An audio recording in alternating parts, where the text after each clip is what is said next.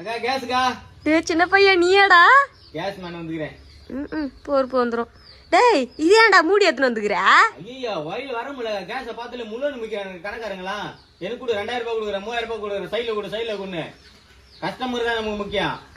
Customer ஏமாத்தி நம்ம என்ன பண்ண போறோம்? காசு சம்பாதிச்சுன்னா சொல்றேன். சரி 880 ரூபாய் கொடு. 880? ஆமா 820 தானே மெசேஜ் வந்துக்குது. நீ என்ன எக்ஸ்ட்ரா கேட்டுக்கிற? நேர்ல போய் வாங்கினா நாங்க தூக்கி வந்தா உங்களுக்கு யாரு காசு கொடுப்பாங்க? ஏன் உங்களுக்கு எல்லாம் சம்பள காசு கொடுக்கல? குடுக்குறாங்கக்கா. நாங்க தூக்கி வரல இப்படி தோள்பட்ட மேல இங்கெல்லாம் வலிக்குது, பெயின் ஆகுது, நாங்க மூவ் வாங்கி தருவோம். ஏதாவது என்னக்கா குடுக்கா. ஐயோ நான் குடுக்குற காசுல தான் நீ சாப்பிடுறியா சாமி?